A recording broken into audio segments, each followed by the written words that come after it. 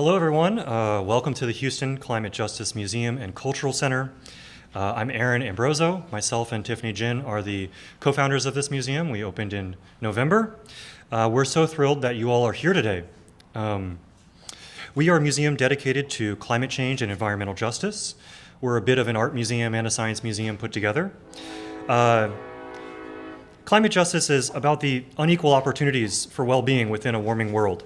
So we're very much excited to be a part of this initiative. Houston Inspires, Houston Inspira. Here at the museum, we're dedicated to conveying the urgency of the climate crisis, but also to look more broadly at issues of environmental devastation, such as the hidden effects of industrial pollution, the radical loss of biodiversity, and ever stronger storms and floods. We also focus on uplifting the voices of those frontline communities, those communities who are disproportionately people of color, who bear the brunt of environmental destruction. Now, I have the privilege to welcome our city's leader, Mayor Sylvester Turner, to provide remarks. However, before I do so, I'd like to share a little bit about the mayor and his leadership in the fight for climate justice. During the past 6 years of Mayor Turner's time in office, the federal government has issued 7 declared national emergencies due to weather experiences, most notably Hurricane Harvey. Additionally, under his leadership, Houston launched its first climate action plan to lead the global energy transition. He also serves as chair of Climate Mayors, chairman of Resilient Cities Network, member of the EPA's Local Government Advisory Committee, and member of the C40 and Global Covenant for Mayors for Climate and Energy. It's also worth mentioning our museum is located in one of Mayor Turner's 10 complete communities, the Second Ward. Please welcome Mayor Sylvester Turner.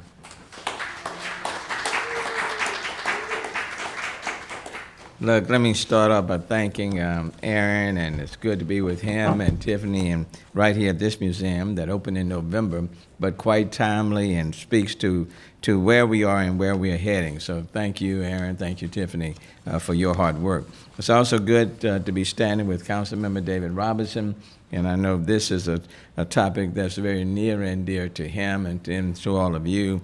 And I do see back there Shannon Bucks, who's head of our Complete Communities, and Priya Zachariah, who's a director of the Mayor's Office of Resilience Sustainability Office. So thank you, and of course, Bill Kelly and his entire team. And then you'll be hearing from Dr. Hopkins very, very soon.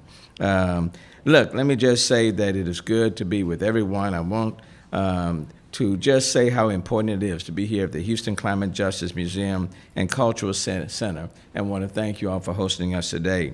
In October 2021, the U.S. Environmental Protection Agency, EPA, awarded the city of Houston a $200,000 grant to create and launch a public health storytelling campaign entitled Houston Inspires, Houston Inspira.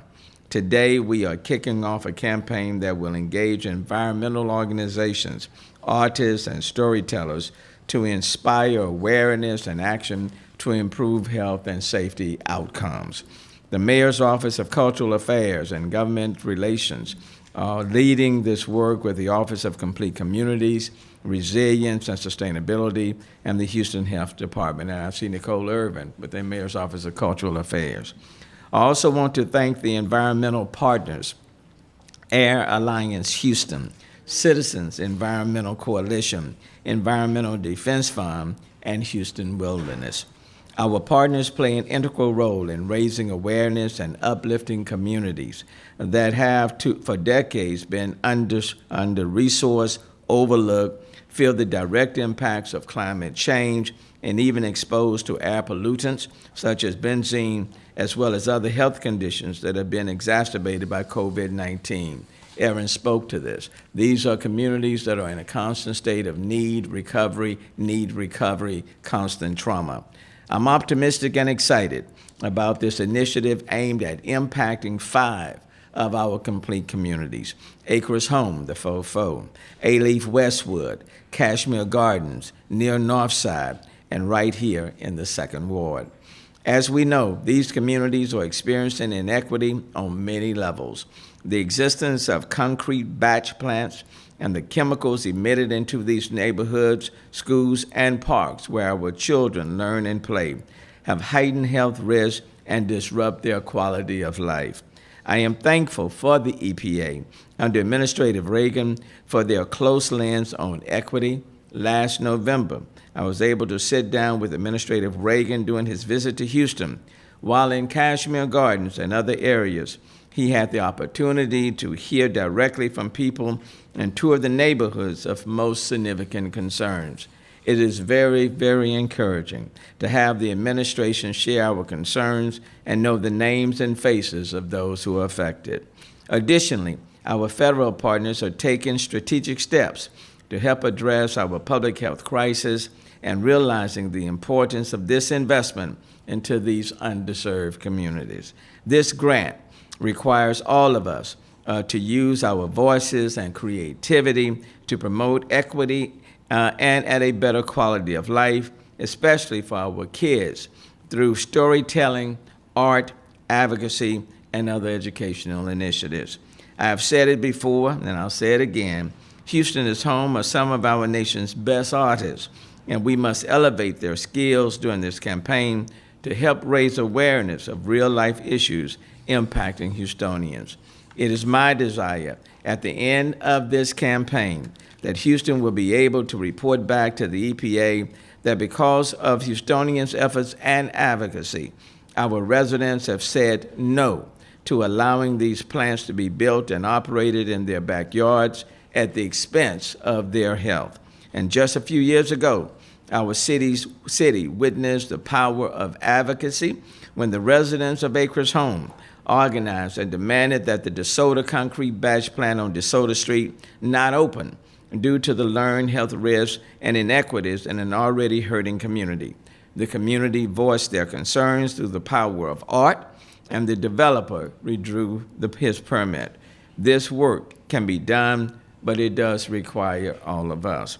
In closing, I look forward to the collaboration between the environmental organizations and the complete communities, as well as the creative elements by Nick Anderson and other artists across our city to help tell Houston's story while bridging the gap between equity and opportunity for all residents to succeed without barriers. And now let me invite Dr. LOREN Hopkins from the Houston Health Department, who would talk about why this grant is important to the city from a public health perspective. Dr. Hopkins.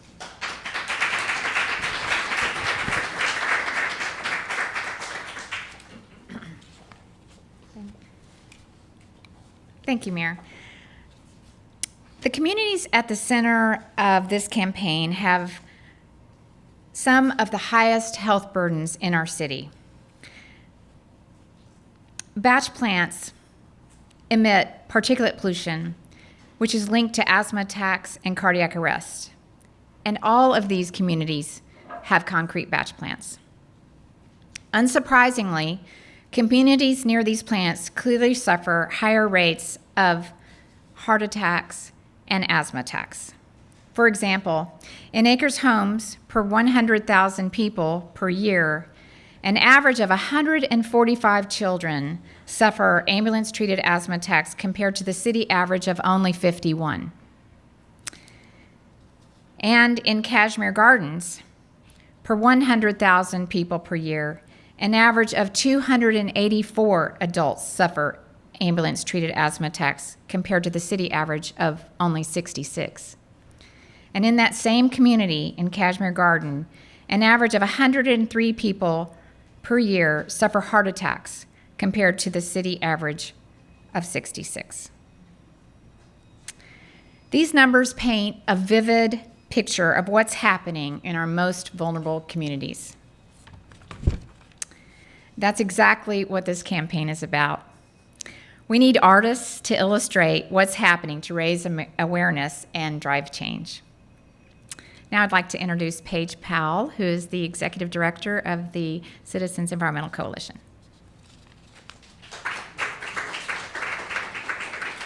Thank you so much, Lauren and Mayor. It's an honor to be here today with you all. At Citizens Environmental Coalition, our mission is to foster dialogue, education, and collaboration on environmental issues in the Houston region. And for more than 50 years, we've been convening our group of stakeholders, which consists of organizations in the nonprofit, public sector, and business communities to work together for a more prosperous and resilient future. This project in particular is especially pertinent to our mission because public education is paramount in fostering dialogue and our commitment to sort of collective cultural change.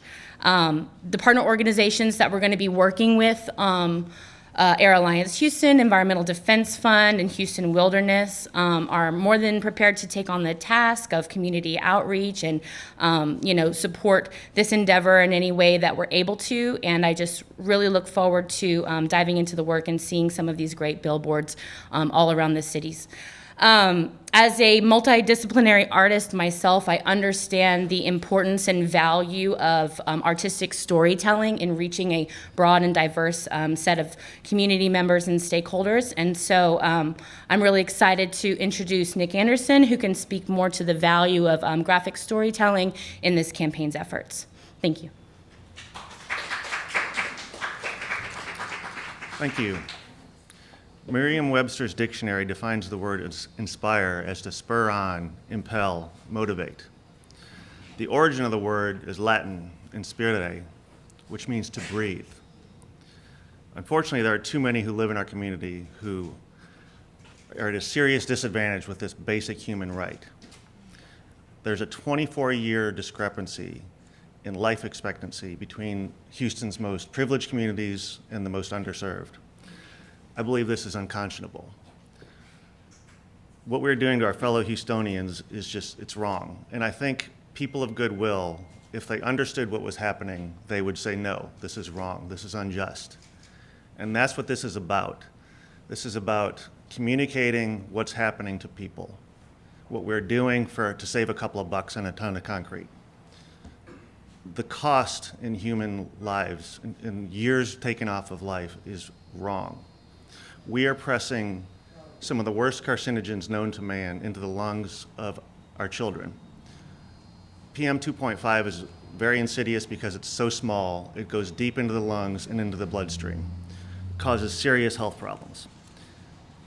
The Supreme Court of Texas has made it impossible for the city of Houston to regulate these plants. So the only thing that works is public pressure.